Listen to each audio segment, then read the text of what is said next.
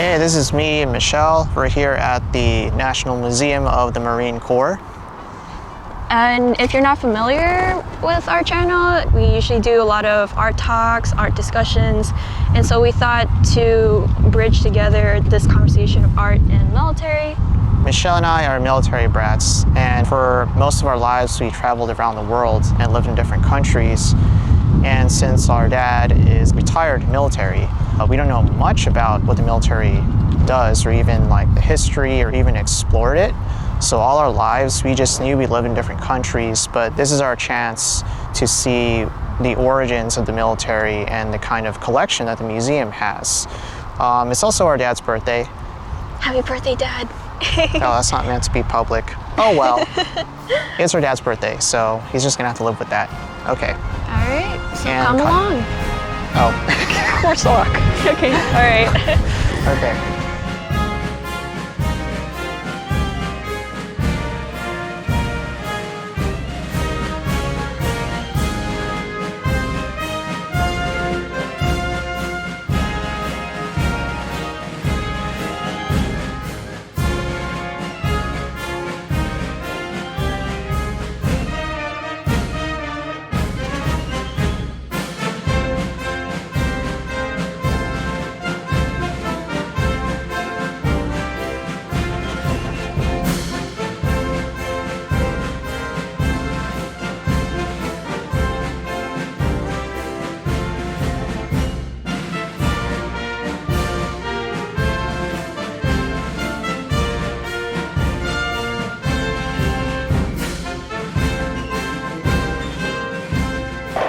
This is super cool. So right now we're seeing there's a lot of plein air artists who are capturing like military figures and... Yeah, what a coincidence. Yeah. Very, very short interview for our vlog. Oh, you got a vlog? Yeah. Yeah. Yeah, very much.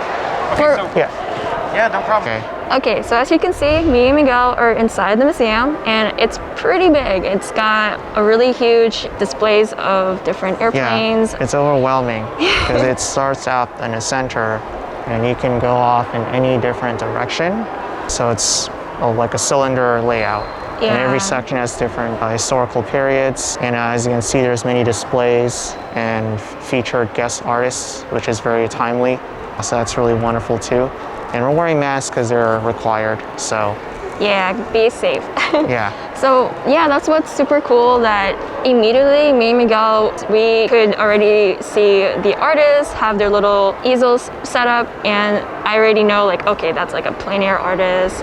And if you're not familiar with this museum, they actually have an artist in residence program. You could actually be an artist drawing for the military, and it's super cool. So we literally just found out about it, so once we get more information about it, we can talk to you guys more how amazing that is. So anyway, let's go to the next place. Yep. All right, let's.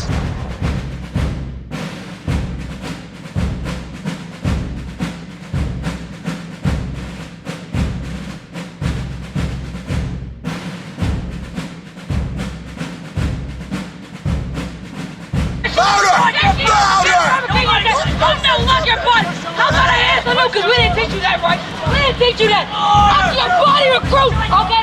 Put your hands on, put your thumb on like a dropstick.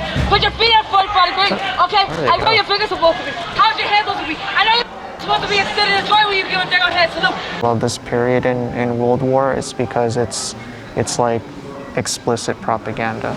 Wait, you like that time period because of the propaganda, or how they depicted Not in propaganda? a good way, it's more like fascination for education purposes. Okay. Yeah. Do you remember I made that poster back in middle school where we had to create like our own sort of propaganda picture? That's nice. And I straight up copied like one of the old paintings, even though I tried to make it sound like it's mine. It was supposed to be like two guys, and one of them is a Marine and the other one is like a civilian, and then it's like, join the military. So this is in the job description. This is called exhibition design. This is what that is. You're the one who figures out how to display information. If there's, it's like making dioramas in school. So one of the things that stood out on our trip at the National Museum of the Marine Corps was the display of 6,000 or so Marine and U.S. Navy insignias that represent the cost of human lives on the island of Iwo Jima. And it was nothing but just the display of those insignias. Very simple concept, but because there were so many, the number alone was pretty significant. There was also a few insignias that actually specify the Naval Hospital Corpsman. There was like one Coast Guard insignia. The museum itself does a nice job in representing the soldiers as people, and it's not just the commemoration but also the representation and the things that they had to face coming back from overseas, because it's quite easy to imagine, okay, these people went to war, they fought, they come back home, but what people of color, like how their experience differs from like what we're so used to seeing on TV, is that people of color have a completely different experience. And so I like how the museum showcased a lot of this video footage of people being documented about their experiences. And so a lot of African American men that are at least still alive would say what they experienced coming home and that they were not treated fair at all. And that's quite significant, because you would think, okay, well, they fought for your country, they get automatic recognition, but they don't. And that's one of the things that I like that they put in the museum, so that people know that it's not what you would expect or imagine, and as well as the women too. And like they also have a specific display featuring the Navajo Code speakers. So that was pretty cool. Yeah. There's actually an interactive digital computer there where you can interact with. They kind of teach you what were some of the code words that they use for the Navajo code speakers. And it's kind of interesting. Didn't they say so the code word for computer, I don't know how to say it in Navajo, but in translation it actually means a box. Like metal of knowledge, or like metal box that speaks. Metal, the one that thinks. Oh, metal, the one that thinks. Yeah, and so you can actually, if you head over there in that specific display, there's they can teach you some specific phrases and words. It's a whole different language, and I like how a lot of these people are the unsung warriors, and it's not at all that you would see on the propaganda art. So what I love about this museum is okay, well, I don't think I've ever been to any other military museum. And so when I walked in, I thought, okay, well, it's just going to be glorifying and trying to be very, very patriotic, but it actually does a good job representing everyone that was involved in the war. And the Navajo Code speakers, or I guess the Navajo Coders, that was something new I didn't learn about before. So when you first enter the museum, it's called the Legacy Walk. So it's like a circular arrangement of all the different wars and the exhibit design. So another thing that interested me was there was actually a display of fate of the prisoner of war section. So during that time, the Japanese basically took the Filipinos and the American soldiers as prisoners. So they made them go through a death march. The Bataan death march. There was an artist who, when she was listening to a story by one of the survivors of that death march, she wanted to create these sculpted figures that represented how she thought about that experience. So it comes back to this idea that the military, or any experiences of war, any of that, it does inspire artists to want to document that in some way. So there's that kind of relationship of the art and war. And so that's just one of the display there that caught my eye. Probably should have been obvious is that there's a lot of sketch work involved. When you go around and look at the exhibits, there are not just photos, but sketches of hired artists throughout the war. It's like an interesting display of various art that we didn't think was involved. So we have these morbid sculptures of the victims of the death march. You have Navajo Code speakers, these different words that they use. That's also a form of art. You have propaganda propaganda posters. And then you have these hired sketch artists that would sketch soldiers at war. And even today, even with the already advent of technology, of photographs, of video documentation, the military still hires artists to sketch, even though we already have cameras. So one of the interesting facts that we were learning from talking to one of the docents at the museum, he mentioned how everything it's not a coincidence, or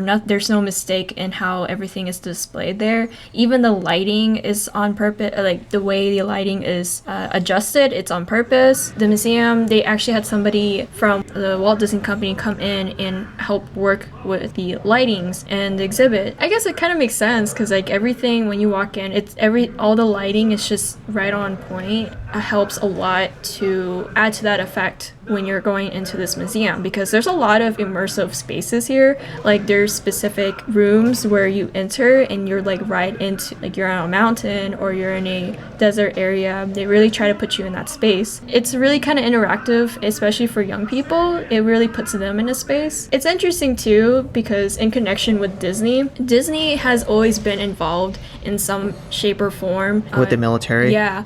And during that time, especially in World War II, along with like the propaganda poster art that Miguel mentioned earlier, there's a lot of animations as well. Because of course TV and television, it was already a thing. There were actually animation companies like, I guess Warner Brothers. They were around, right? Right. There were like Bugs propaganda Bunny cartoons that were made. Yeah, there's actually Warner Brothers as well. There's actually a section in the museum where they recreated this little cinema movie theater setup, and they showcase a bunch of like advertising for you to like either donate to bonds or buy a bond. There was like probably one other item there that I saw like as a patch, and one of them was like a Disney design, so I was like, okay. Speaking of immersive spaces, there was this one display because a fellow docent enlightened us about it, where it's featuring the Vietnam War, and then there's this wall, this mural, which is essentially a painting of the landscape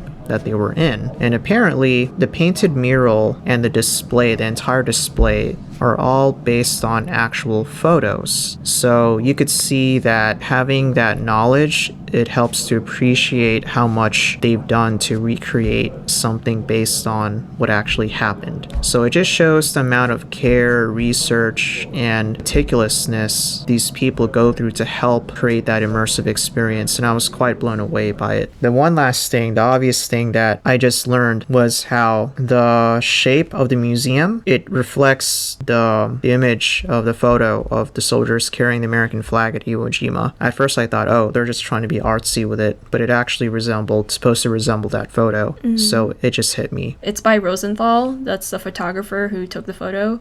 Oh yeah, John Rosenthal. Yeah, and actually we forgot to mention this, but earlier there is a Iwo Jima flag on display there, like an actual one. So when you go there, don't use flash photography or anything to take a picture. With that said, if you look at that photo, that's how the museum, the outside of it is how it's supposed to like match. Overall, I think they really do an amazing job to bring everything together cohesively and like really get the person to be part of that experience of learning and understanding what it means to be a Marine and the history behind the Marines. Miguel and I have really learned a lot, and I think it's a trip to come back multiple times because of how much information there is there. So. It's a very big museum, a lot bigger than I expected. Yeah, for sure. We are pretty much done at the end of this tour of the museum. We're actually standing in the second floor, and we can actually see their upcoming exhibition featuring Afghanistan and Iraq, and you can actually look at what the progress and work looks like. So, which is not very common in museums. Mm-hmm. Because in most museums they tend to separate most of the collection. So what you typically get is like the 20% of what you see in a museum. But here they actually show us like future content. But here you could see it's actually in progress and willing to show what their future content is going to look like in one of these informational placards. Oh, so the one really surprising thing that I found were the amount of sketch work that we found all over the exhibitions. That's one thing I just somehow didn't know, is that, of course, before they had cameras and video, the military would hire sketch artists to document events, moments during war. And even to this day, they actually still hire sketch artists in addition to photographers and people recording, like even during combat.